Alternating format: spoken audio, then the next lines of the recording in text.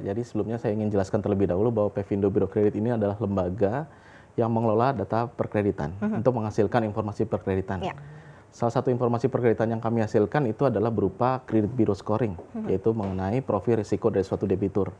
Nah, di tahun 2019 dan 2018 ini kami mencatat memang terjadinya perubahan atau pergeseran ya dari risiko profil debitur yang tinggi ataupun sangat tinggi dan juga yang medium ke arah yang semakin membaik atau low risk atau very low risk. Nah, data yang kami miliki ini adalah mencakup seluruh data perbankan, baik bank umum, BPD, BPR, dan juga multifinance. Gitu. Jadi data kami peroleh dari lembaga OJK, dari SLIK, dan juga dari non-pelapor SLIK. Oke, yang lebih banyak kombinasi turun debitur profil resiko tinggi ini di semuanya tadi yang Anda katakan, perbankan atau multifinance dan lain-lain, atau lebih dominannya di mana nih?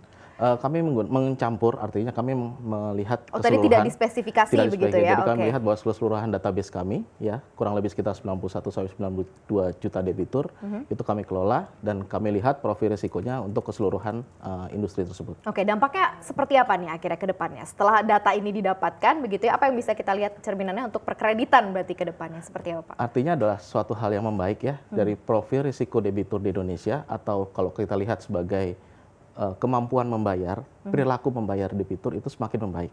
Artinya yang tadinya mungkin risikonya cukup tinggi, akhirnya bergerak menjadi risikonya menjadi lebih rendah.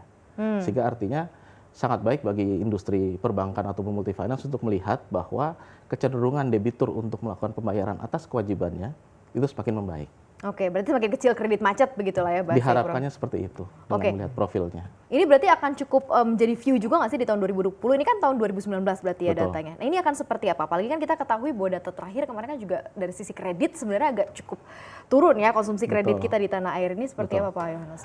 Iya, kalau kita lihat memang data ini adalah data sampai per Desember 2019. Kalau kita lihat di 2020 masih di dalam 2 bulan ini ya, Januari, Februari, dan Maret masih setengah.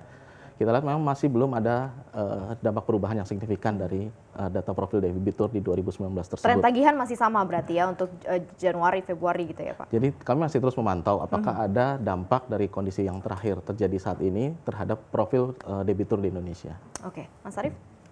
Kalau misalnya tadi disebutkan bahwa kecenderungan debitur membayar semakin membaik, tapi kalau data NPL kan justru memburuk nih. Pada tahun 2018 kan NPL 2,37%. Ini perbankan saja, belum multifinance. Ya, betul. Tapi pada 2019 meningkat menjadi 2,53% dan terakhir tadi Februari katanya 2,7%. Ya.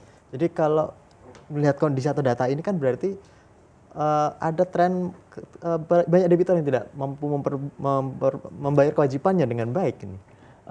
Bisa dilihat hal yang lain juga itu Mas ya. Jadi kalau kita lihat memang pertumbuhan kredit di tahun 2018 kan sangat tinggi, itu atas double digit ya.